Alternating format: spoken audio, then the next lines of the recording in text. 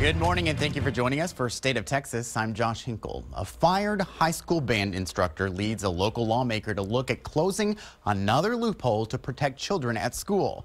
The Hutto School District tells us the instructor allegedly had an inappropriate relationship with a former student back in 2015.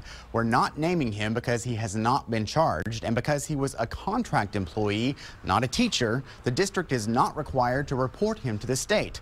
Hutto ISD did report this case. Earlier this year, lawmakers passed new rules to prevent disgraced educators from keeping those investigations secret and finding work in another district. But our Brittany Glass found that no one tracks the number of reports of inappropriate relationships between students and unlicensed instructors. It's a loophole that lawmakers knew about. This just seems to be something that's becoming more and more prevalent.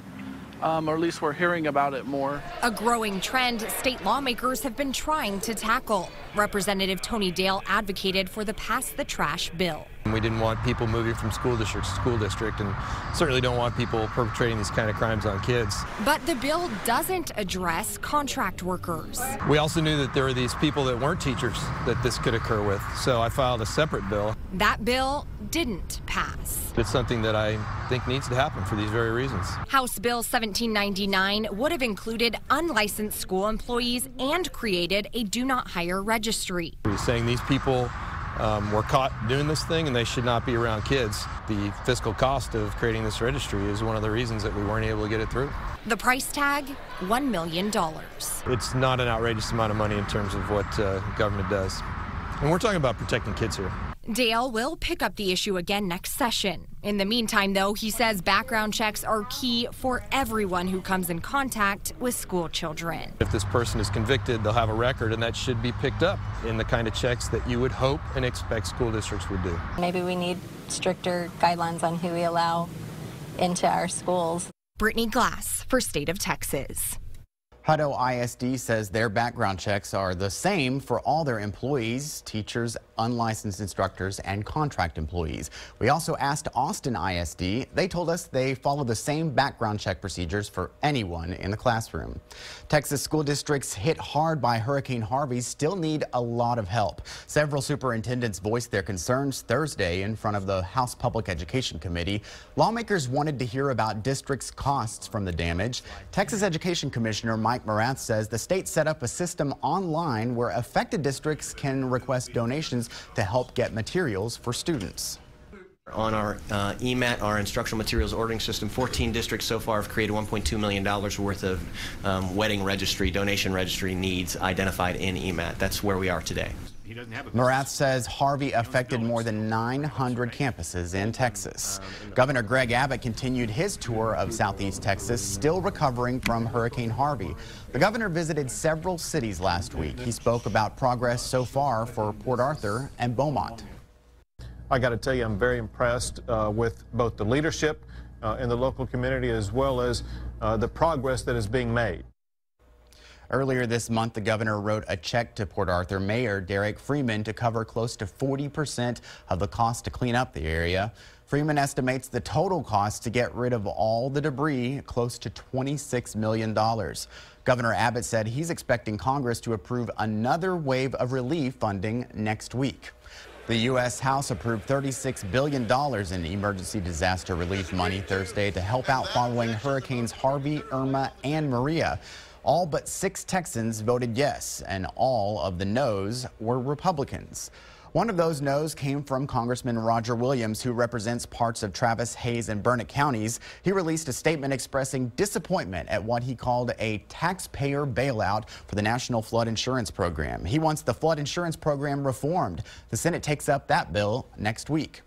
As the deadline looms for cities to bid, Texas 2 senators join forces to encourage Amazon to expand to the Lone Star State. The company is looking for a place to build a second headquarters. It's a big deal.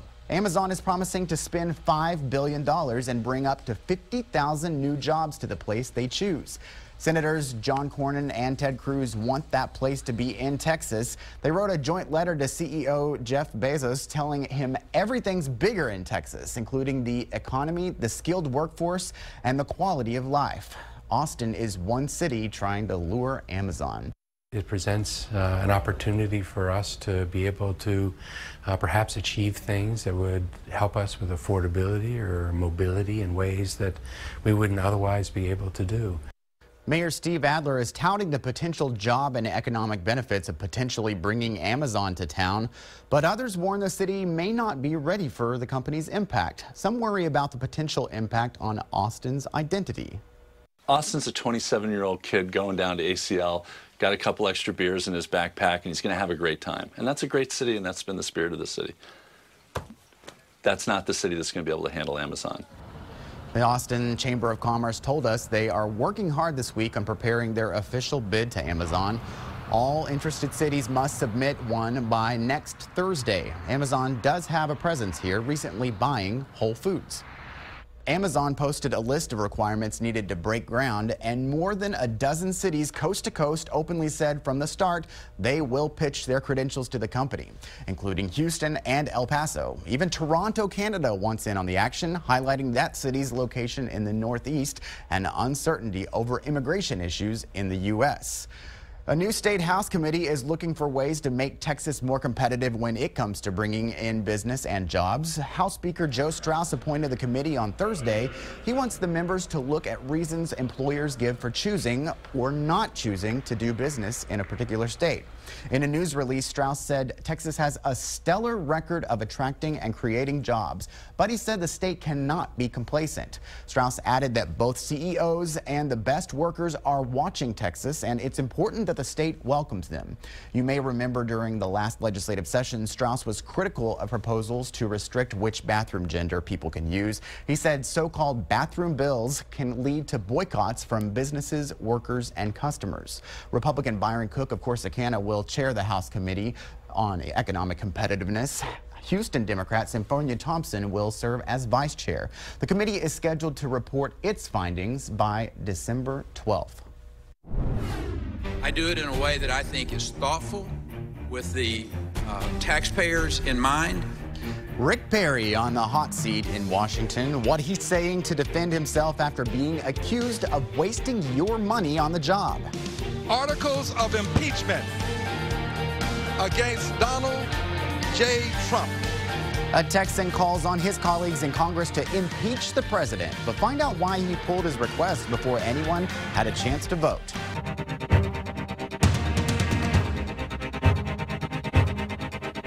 The criminal case against an Austin state representative may not be as strong as originally thought. Prosecutors dropped one of the 13 felony charges against Democrat Donna Dukes. She's accused of making false entries on state travel vouchers, but prosecutors now say one of those charges was a mistake. The district attorney's office now has until October 30th to decide whether to pursue the other felony charges. If they do, Dukes will face trial in December. Several members of President Trump's cabinet have been under fire for using charter and government planes for official business. You may remember last month a similar controversy caused Health and Human Services Secretary Tom Price to resign. Now, Energy Secretary Rick Perry is under scrutiny for taking more than $50,000 worth of charter flights. The former Texas governor had to defend his travel practices Thursday before the House Energy Committee. I travel a lot to do my job. I do it in a way that I think is thoughtful, with the taxpayers in mind. I did it for 30 years as a House member, as an Agriculture Commissioner, as the Governor of Texas, and now as the Secretary of Energy. And I'm going to continue to do my job. I'm going to make my commitment to you that I'm going to try to do it in the most thoughtful and the most reasonable way to do that. But realizing that from time to time, if I'm going to be in those places and we're going to be there in a timely fashion, we may have to do it in a way that does expend some taxpayers' dollars. Perry pointed to his recent visit to a coal mine in Hazleton, Pennsylvania, saying he had to take a charter flight because the city's airport does not have commercial flights. A congressman from Texas tried to push a resolution to impeach President Donald Trump. Houston Democrat Al Green brought his resolution to the House floor on Wednesday. He did not accuse the president of committing any crimes, but Green said Mr. Trump needs to be impeached because his words and actions are dangerous to the country. Under the inane pretext of dispensing with political correctness, produced a demonstrable record of inciting white supremacy, sexism, bigotry, hatred, xenophobia, race baiting, and racism. Green withdrew the resolution before any vote could be taken. It likely would have failed in the Republican majority House. Green says he will present it again and intends to eventually force a vote. The race for Senate in Texas is close when it comes to money for the candidates. We'll look at how the fundraising could affect what happens in the campaign. And a Democrat ramps up his challenge against Dan Patrick. Will poll numbers help his bid for lieutenant governor? We'll put the question to our roundtable next.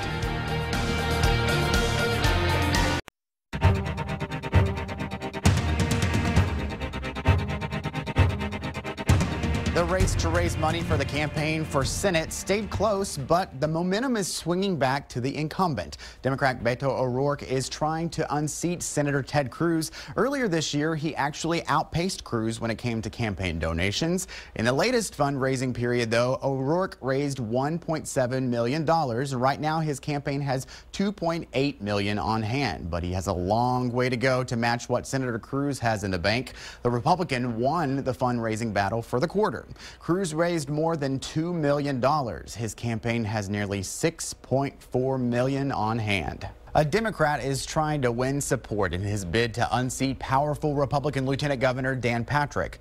Mike Collier brought his campaign to Austin on Wednesday. He's pitching a plan to get more money for Texas public schools without raising property taxes. The owners of large commercial industrial properties are not required to pay taxes per the Constitution. So there's a loophole. They're taking advantage of it. There's defects in the law. I know what the defects are. We all know what the defects are. We have not until now had the political will to close them, and we're missing $5 billion. We need to close that loophole. And last thing I'll say is this is not a policy debate. This is a question of law and order. You know, these guys are supposed to pay their taxes, and their homeowners pay their taxes. They have to. These guys should too. So that's where we're going to start. Collier says he knows he's facing an uphill battle. Patrick has strong support from Republican voters. Nearly 2/3 approve of the job he's doing. But he also faces high negative ratings. A poll from UT and the Texas Tribune this summer found more than 60% of Democrats and more than 40% of independents disapprove of Patrick's job as lieutenant governor. Joining us now for Perspective, Patrick Svitek, reporter with the Texas Tribune, and Bob Garrett, Austin Bureau reporter for the Dallas Morning News. Welcome to both of you. Thanks. Thank you. So Mike Collier, he's got something going on. Does he have an actual chance against Dan Patrick? Probably not. You know, Trump, an anti-Trump wave could lift all boats, Democratic, you know, Mike Collier is interesting because he's a very wonky, policy-oriented guy. He ran for comptroller last time, and he's going to give it a fight and take it to Patrick, and there's a lot for a Democrat to work on there. Yeah, I think it's definitely an uphill battle. He also has the benefit in some ways of running against Dan Patrick, who perhaps more than any other statewide Republican official in Texas is tied to some of the most polarizing recent policy proposals that have been put forward, including the bathroom bill. And so in terms of running against someone who has a strong opposition to him, he has that going for him. But I do think it's an uphill battle, and he faces all the structural challenges that Democrats do running statewide in Texas. There are a lot of Texans that don't like Dan Patrick. I mean, what's going to be different for him this election season compared to the last time he ran? Well, it's a hugely different primary landscape. As of now, nobody to speak of challenging him, and last time he had to fight his way through a primary and a runoff to topple David Dewhurst. So I'd say he has emerged in many ways as the most powerful guy at the Capitol, and that'll be reflected in Republican primary, certainly. Well, let's look at the U.S. Senate race. You know, Beto O'Rourke, he has raised a lot of money, but still Ted Cruz has outpaced him. What's going on with that race, really? I think O'Rourke continues to post strong fundraising numbers. He outraised Cruz in the second quarter. Cruz actually reclaimed the lead in third quarter, raising $2 million to O'Rourke's $1.7 million. But this is still a lot of money, and it also represents a lot of small donor enthusiasm. Even though he was outraised this past quarter, in the third quarter, O'Rourke got something like 7,000 more individual donations than Cruz did. And Cruz is someone who prides himself on his small donor ability or small donor appeal. And so I think in the money race, it's going to continue to be competitive. That's not necessarily to say that Beto O'Rourke is going to be the next U.S. Senator from Texas, but I think financially he can continue to be competitive. Seems like a more mainstream Democratic candidate than that party has had in recent history, at least. I mean, he's going to put up a fight, clearly, right? Oh, I think so, and I think, you know, you can't beat somebody with nobody, and Beto O'Rourke is a somebody. He's a very attractive candidate. He's got, you know, he's unlike a string of Texas Republicans who ran on term limits and violated their pledges. He's keeping his pledge on term limits. I think that gives him an entree with independents and people that will at least give him an audience. Now, there are some in the GOP who are weighing a run against Ted Cruz. I mean, what are we looking at there? Yeah, there are a few names that are out there. There's the most recent one to be floated, or I think he said he's actually considering, is Bruce Jacobson. He's a Christian TV show producer from North Texas. You know, I think that these folks, you know, face an uphill battle, to say the least. I think if Cruz ever had a vulnerability, it was if he had never endorsed Trump. Obviously, he ultimately did endorse the president, and he's been largely supportive of the president's agenda ever since then. And so I think whatever opening there was to maybe challenge Cruz in a Republican primary has grown even more narrow in recent months. You know, I don't know what Patrick thinks, but when you look at Cruz's fundraising, he's got like $6.8 million in the bank, but after having run for president, that seems kind of on the smallish side. And where's Robert and Rebecca Mercer and all these people that were like giving him huge amounts for his super PAC? Now this is more of a Texas affair, and those people have moved on to, you know, funding Steve Bannon, or who has obviously made news by saying Ted Cruz is the one incumbent Republican he's not going to try to unseat. But it is, you know, Cruz is sort of left to his own devices here, no longer sort of the national figure that he was. Yeah, I guess you should just note that the fundraising for the his re-election campaign is subject to different limits than it was for some of the super PAC fundraising during the presidential race. But that number that he does have in the bank, you can make the argument that it is somewhat low, considering that he's one of the most prominent Republicans in the entire country and was the runner-up in his party's presidential primary in 2016. You know, Cruz and John Cornyn have joined forces recently to try to woo Amazon to build its headquarters here in Texas. That could mean a lot for several cities in Texas. Absolutely, and we're seeing this, you know, really hot pursuit of Amazon by elected officials in states and cities across the country, and this also, you know, factored into the House Speaker's Joe Straus's decision to create a new committee on economic competitiveness. I mean, in unveiling this committee, he pointed directly to Amazon and said, you know, there are a host of new factors that are emerging when companies consider moving to a state, and we have to look into them. Mm-hmm. You mentioned the bathroom bill earlier. I mean, how does that really shape how a company like Amazon would be looking at Texas for a possible relocation? I don't think it would be a great asset that we just had this protracted bathroom bill debate for a Seattle-based tech-oriented company. Definitely would be on Texas' negative side of the ledger, but of course there's a lot of reasons Texas has positives that allow it in the past to like get Toyota's corporate headquarters for Plano, offering $36 million less in incentives than the $100 million package North Carolina offered.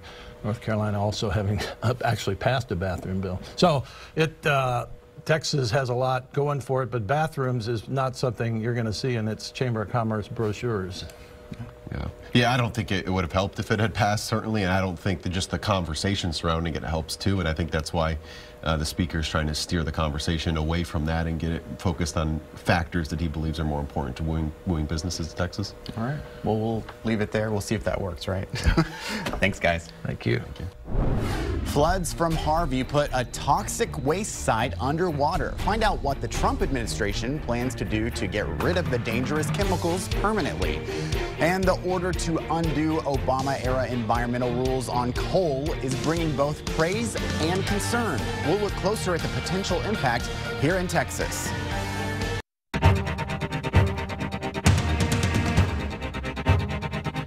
Hurricane Harvey flooded a toxic waste site outside Houston. Now the federal government is ordering the companies in charge of the site to pay to clean it up. The San Jacinto waste pits were put on the EPA's Superfund list nearly a decade ago. The site is contaminated by dioxins. Those are chemicals linked to cancer and birth defects. During Harvey, the site flooded. People living nearby worried that could spread the dangerous pollution. This week, the EPA ordered 2 companies to pay $115 million to remove contaminated soil from the site. The order comes on the same week the EPA announced it's rolling back regulations intended to curb carbon emissions from coal. EPA head Scott Pruitt made the announcement in Kentucky. The agency eliminated President Obama's Clean Power Plan, which required coal plants to drastically cut emissions. The rules cut carbon dioxide pollution, but they were also blamed for taking jobs from American coal miners. Since the decision was made to undo Obama-era regulations on coal burning power, we have heard arguments about the economic and environmental impacts. But as Steffi Lee shows us, there is one argument pertaining to coal versus green power that stands out in Texas. It's the backbone of our entire energy grid. Drew White with the Texas Public Policy Foundation says the promise of coal is that it's there. Coal is actually unique in that you can store it for up to 30, 60, or 90 days. It's why he's praising the EPA's repeal of the Clean Power Plan, saying it will keep the state's energy supply stable. Coal power plants are able to have reserves on site to get energy and power back up. The plan was an Obama administration regulation with the goal to shift away from coal and reduce carbon emissions. This is a big step backwards. The people who want to curb climate change say new technology is also helping store renewable energy, like wind and solar. We have about 40 megawatts of battery storage in Texas. Luke Metzger with Environment Texas wants to see those ideas grow. There's also storage that's called compressed air energy storage, where they basically will use wind turbines to compress air underground, which is a form of energy storage. But the Energy Institute at UT Austin says the debate goes well beyond storage, and there's no real backbone of the Texas grid, since all fuel and technology options are at the mercy of severe weather conditions. Numbers show only a small fraction of the state's energy use last year came from solar. More than a quarter came from coal-powered plants, but nearly half came from natural gas. And energy experts say that's because it's cheaper. I'm Steffi Lee for State of Texas. Thank you, Steffi. That is our time for this week's State of Texas. Thank you again for joining us. Stay tuned for Meet the Press coming up at 9. I'm Josh Hinkle. Have a great day.